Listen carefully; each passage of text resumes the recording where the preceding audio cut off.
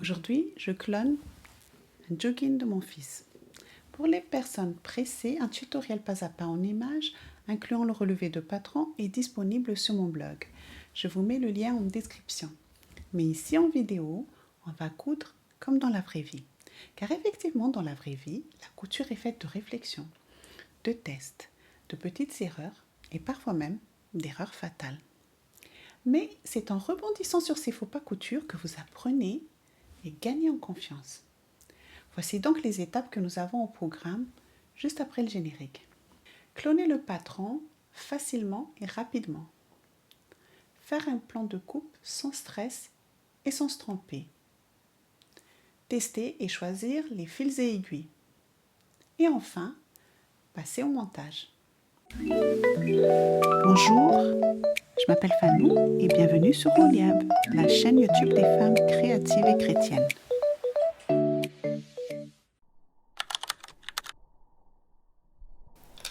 Le meilleur patron en couture, c'est celui que vous avez déjà. Quand vous achetez un nouveau patron ou que vous en créez un, dans la plupart des cas, il vous faudra faire des toiles, une sorte de brouillon pour vérifier s'il est ajusté comme vous voulez avant d'utiliser votre beau tissu. Mais en clonant un vêtement qui vous va, vous sautez cette étape. Vous savez déjà si le patron est parfait ou s'il faut modifier ça et là. Nous allons donc relever le patron de ce jogging. Mais pour l'ourlet, nous allons faire un bas revers plutôt qu'un bord-côte. Pour cloner mes patrons, j'utilise ces couvre-livres en plastique. Choisissez-les les plus épais possibles. Une couverture d'hivernage en plastique ou une nappe en plastique fonctionne tout aussi bien. Je marque avec ces feutres qui, dans les minutes qui suivent, s'effacent à l'alcool. Je trouve cette méthode tellement plus facile et aussi beaucoup plus rapide. De plus, le patron se range ensuite en rouleau. J'utilise ce type d'adhésif pour les identifier. Commençons par relever le devant du patron. Je coupe le plastique légèrement plus grand que la pièce à relever. Je trace une ligne sur le plastique. Cette ligne va servir de droit fil pour le nouveau patron. Donc sur le devant et sur le dos. Et puis, même opération sur le pantalon. On va tracer le droit fil. On relève le milieu du genou et on prolonge la ligne de part et d'autre.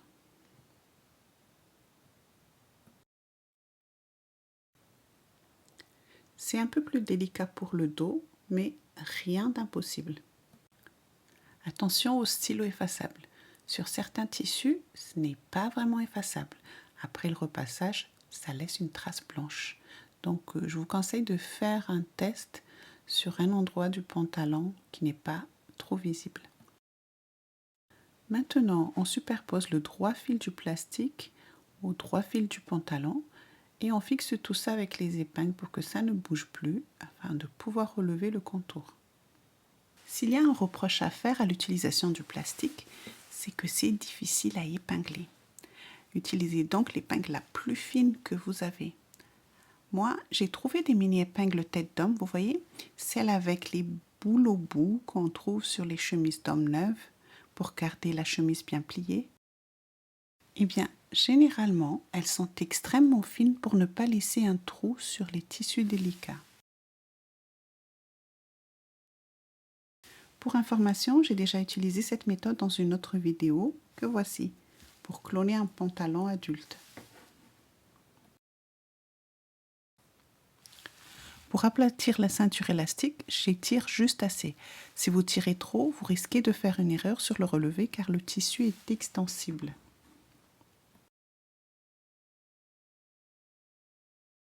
Je relève aussi la forme de la poche et même du fond de poche en tâtant ainsi la surépaisseur.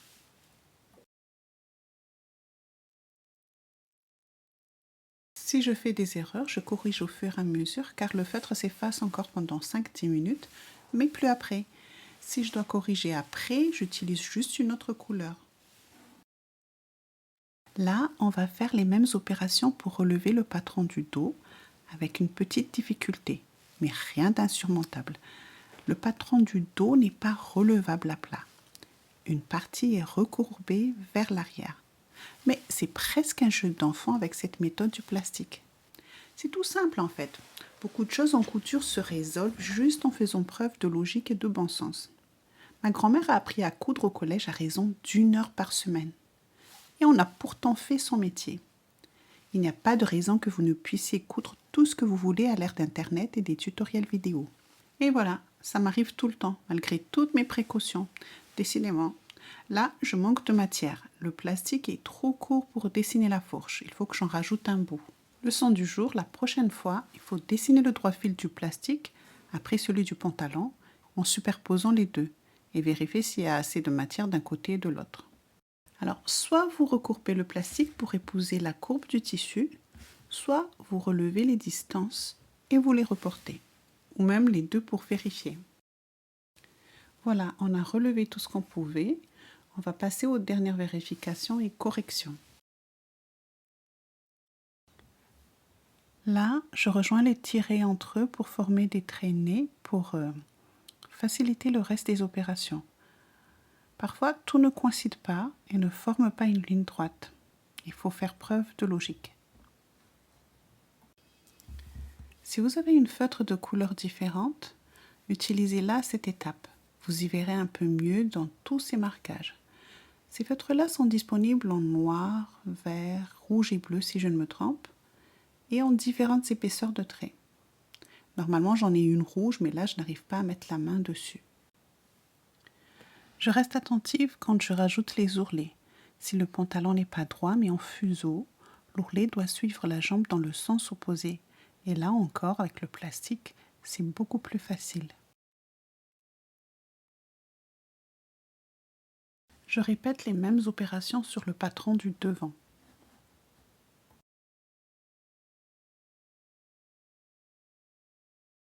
Veillez à ce que ces angles soient droits sur au moins 1 cm. Sinon, ils formeront une pointe après l'assemblage. Là, on va vérifier si toutes les bords qui vont être assemblés ensemble sont de même longueur. Les deux jambes intérieures et les deux jambes extérieures.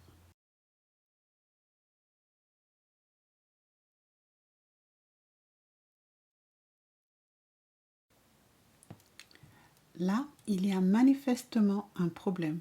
Le dos est plus long. Dans ce cas, reprendre le processus pour trouver à quel moment on s'est trompé.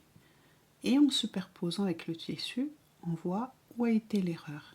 Nous corrigeons l'erreur et nous recommençons les vérifications.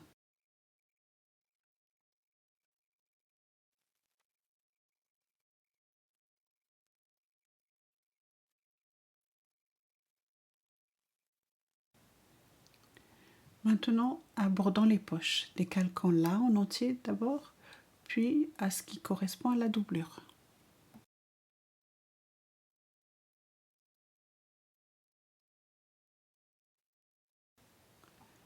Il ne reste plus qu'à rajouter les marges de couture. Je rappelle que notre ourlet est de 5 cm et le reste est de 1 cm. Faire de même pour les poches. Étudions la ceinture à reproduire. La hauteur est de 4 cm et on rajoutera 1 cm de marge de couture de part et d'autre. La largeur à couper est donc de 10 cm. Pour la longueur, prenons les mesures sur le patron. Le tissu étant extensible, la relevée directe sur le tissu risque d'être peu précis. Comme vous pouvez constater, je ne compte pas les marges de couture au relevé, mais je rajoute 2 cm de marge dans mes calculs. Si vous avez choisi une ceinture sans cordon, vos calculs s'arrêtent là. Mais pour la petite découpe pour faire sortir le cordon, je rajoute 2 autres centimètres. Passer à la coupe peut être intimidant quand on débute en couture, mais c'est une crainte non justifiée. Il y a juste 5 principes à garder en tête quand vous disposez vos pièces. Premièrement, le sens du droit fil, souvent matérialisé par une flèche sur vos patrons. Il doit être parallèle à votre lisière. Deuxièmement, le sens. Puis-je mettre ma pièce dans un sens et dans l'autre, ou uniquement dans un sens, et lequel? Cela dépend de vos motifs. Prenons l'exemple des motifs animaliers. Un tigre à tête pêche, c'est pas possible. Les tissus à texture aussi sont parfois traîtres, notamment les velours. Il y a un sens brillant et pas l'autre. Ça m'est déjà arrivé de coudre un pantalon avec une jambe qui brille et pas l'autre. Troisièmement, le nombre de coupes par pièce de patron pour définir si je le dispose sur une ou deux épaisseurs.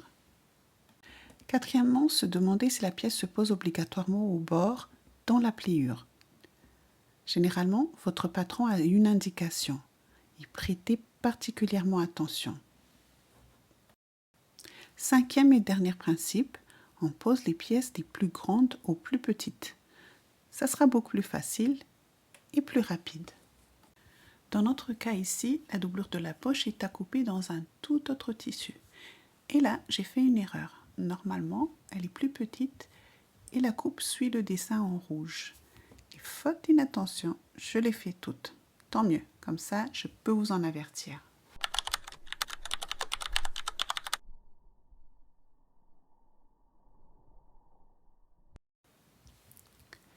Dès que le tissu sort de l'ordinaire, c'est-à-dire du coton chaîné trame moyennement épais du type tissu pour chemise, il faut avoir le réflexe de tester sur une chute de tissu la combinaison aiguille et fil. Car si cela se passe mal, défaire peut être long et catastrophique sur certains tissus délicats.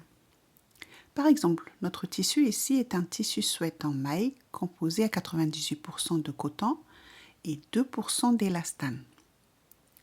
Si on recherche sur Internet, le plus indiqué c'est une aiguille pour jersey, du fil polyester classique pour l'aiguille et du fil mousse pour la canette.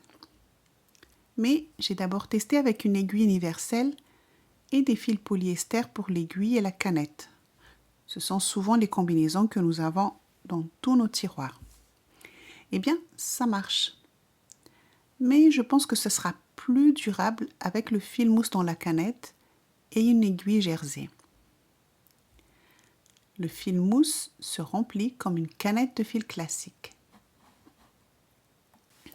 De même sur la surjetteuse, utilisez des fils mousse pour les boucleurs, c'est-à-dire les deux fils qui ne finissent pas dans les chats des aiguilles.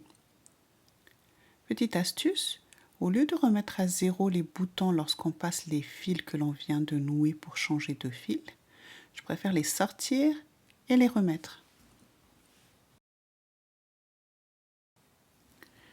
Les surjeteuses aussi ont des aiguilles universelles classiques, des aiguilles pour le jersey et des aiguilles heavy duty, c'est-à-dire des aiguilles un peu plus costauds et qui durent un peu plus longtemps. Mais ici, je garde les aiguilles universelles car je ne vais pas l'utiliser pour l'assemblage et le surjet, mais uniquement pour le surjet. De même qu'avec la machine, je fais mon petit test. Je dis petit, mais ça a quand même duré des heures. Je vous épargne la vidéo, mais sachez qu'en couture, il y a des jours plus faciles que d'autres. Si c'est possible, passez à autre chose et revenez quand la machine a arrêté de bouder.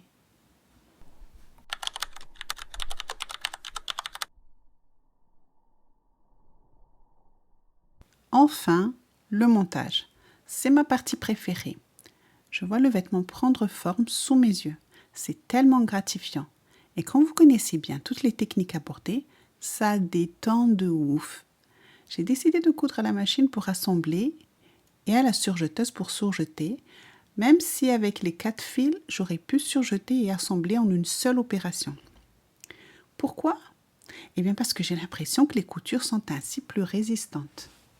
Il y a 2 manières de monter les pantalons. Soit faire 2 tubes, les emboîter l'un dans l'autre et assembler. Soit comme ce qu'on va faire aujourd'hui. Assembler les 2 mêmes jambes par la fourche, donc les 2 devant, endroit contre endroit. Je couds et je surjette, puis je repasse en couchant la couture d'un côté et je surpique pour renforcer et faire joli. Je ferai exactement la même chose pour les 2 pièces de dos.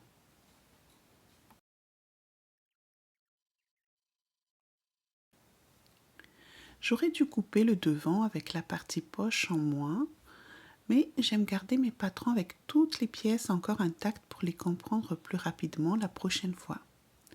L'ennui, c'est que j'oublie. Mais ce n'est pas bien grave, on va le faire maintenant. Pareil pour la doublure de la poche.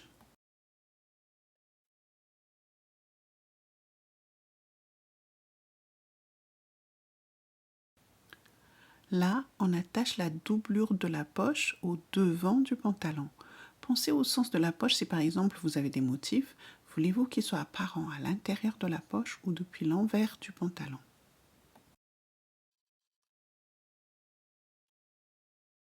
Ne faites pas l'impasse sur le repassage pendant le montage. Organisez-vous pour avoir votre fer à repasser et un support à portée de main. Mon fer à repasser est sous ma table, constamment branché à une multiprise où j'ai aussi ma machine et ma lumière de brancher.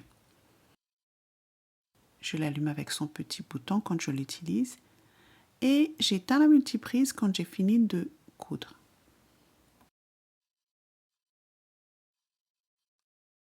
Là, on attache l'autre partie de la poche à la doublure. Pensez à la manière dont vous attachez vos épingles et pinces afin de les enlever plus facilement quand vous passez à la couture.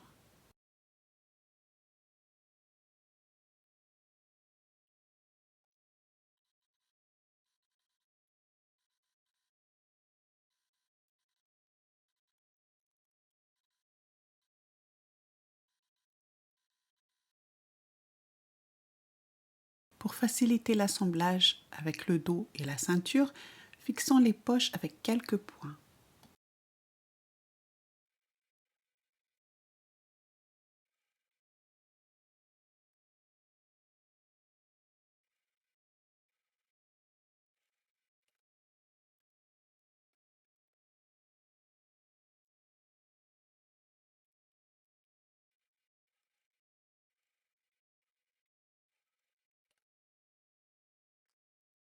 À ce stade, votre dos est déjà assemblé et surjeté. Si ce n'est pas le cas, faites-le.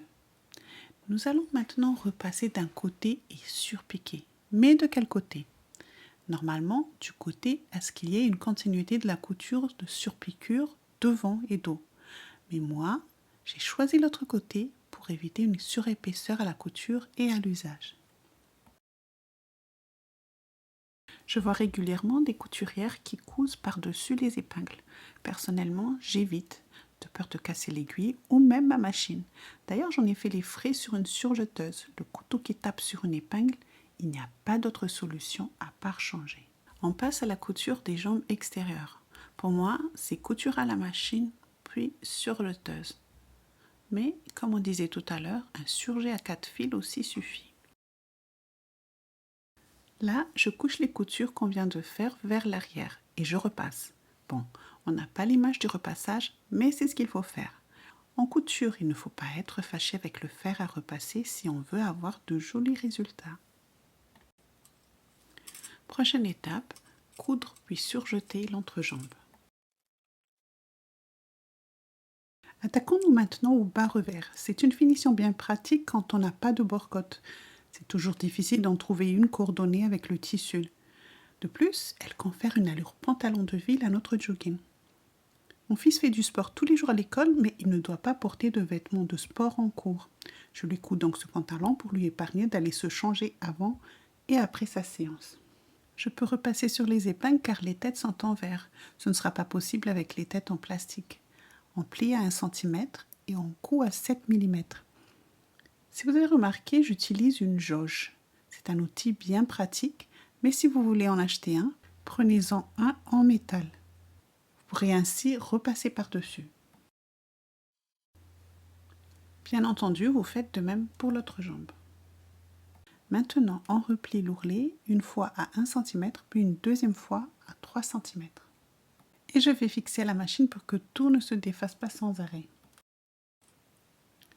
Donc, 2 fois de chaque côté et de même sur l'autre jambe.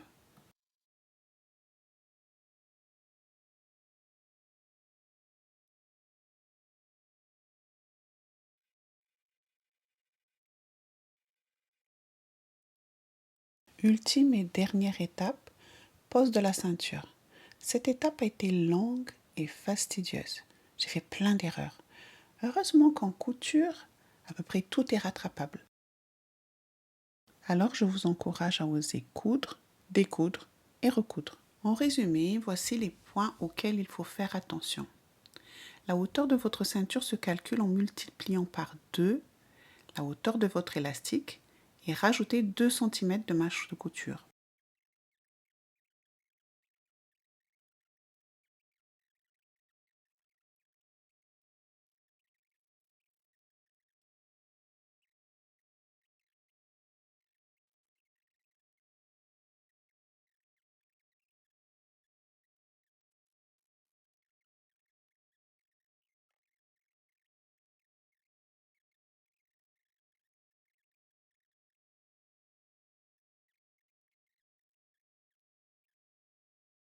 Le trou pour le cordon se trouve au milieu de votre ceinture pliée, sans compter la marche de couture. Et il fait l'exacte hauteur de votre cordon.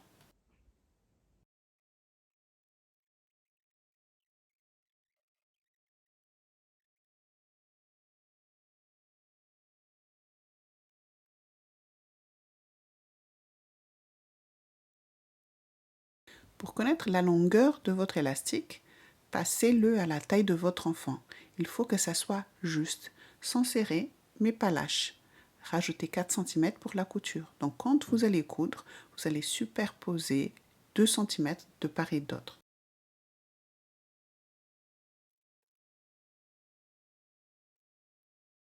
Là, on enfile l'élastique et le cordon dans la ceinture. Veillez à ce qu'il ne vrille pas. À ce stade, il est possible d'épingler, de coudre la ceinture au pantalon directement, mais je préfère d'abord fermer la ceinture. C'est le moment d'attacher la ceinture au pantalon. Ne faites pas l'erreur de juste pincer à la suite. À la fin, vous risquez de vous retrouver avec une énorme différence de longueur sur les deux épaisseurs.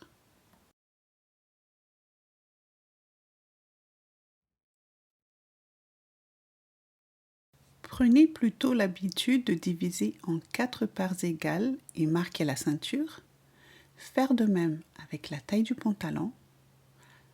Faire coïncider les 4 marquages. Pincer avant de pincer le reste.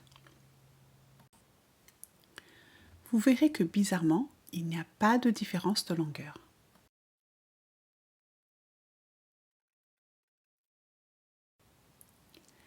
Il nous reste à coudre et à surjeter ou à surjeter au 4 fils. Faire attention à ce que la couture précédemment faite pour fermer la ceinture ne soit pas apparente.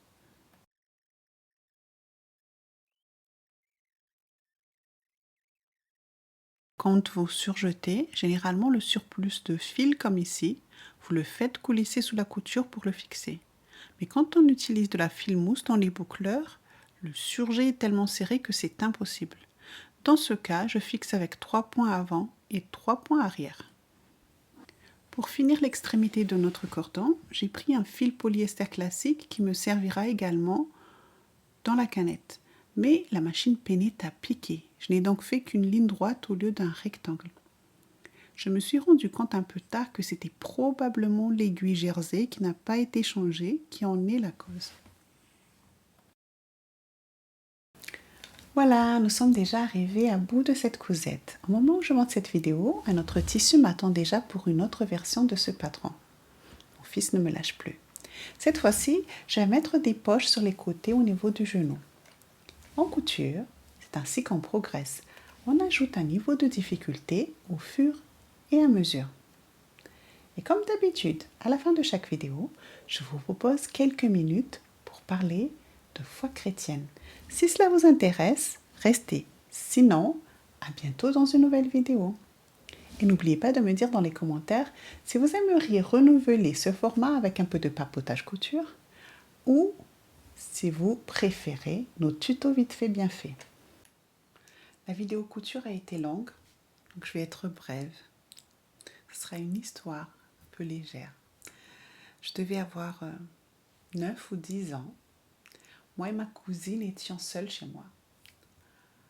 On jouait dans la chambre et on a fermé la porte de la chambre de l'intérieur. Il y a un moment, ma cousine voulait aller aux toilettes, mais on n'arrive pas à retrouver la clé. De plus, on a bien mis le bazar en jouant à la marchande. Mais le temps presse. et on ne savait pas quoi faire. Alors je lui ai dit, viens, on va prier. Et on s'est mis à genoux et on a fait la plus courte des prières venant du fin fond de nos cœurs d'enfants. Puis à la fin de la prière, on se remet debout. Je m'appuie sur le tableau accroché au mur et cling, cling, cling, cling, la clé tombe du haut du tableau. Impossible que ce soit nous qui l'ayons mis là. On s'en serait souvenu parce qu'il aurait fallu grimper sur quelque chose pour le mettre là-haut. C'était la première miracle de ma vie. C'est celle qui me revient en tête quand j'entends parler de miracles prodigieux que Dieu fait. Dieu a fait de grandes choses dans ma vie plus tard, mais celle-là, elle est très chère à mon cœur. Peut-être parce que c'était la première fois, peut-être parce que j'étais enfant, ou juste parce que Dieu m'a appris à ce moment précis qu'il intervient dans toutes les circonstances de ma vie, qu'il se soucie des moindres détails de mon existence, qu'il n'y a pas de trop petits problèmes pour lesquels il ne se dérange pas pour moi. Je ne sais pas de quelle aide avez-vous besoin aujourd'hui, mais avec un cœur d'enfant, demandez-lui. Et si vous avez à cœur de nous partager vos petits et grands miracles que Dieu a fait dans votre vie, allez-y, faites-le dans le commentaire. Quelqu'un a peut-être besoin aujourd'hui de l'entendre pour avancer.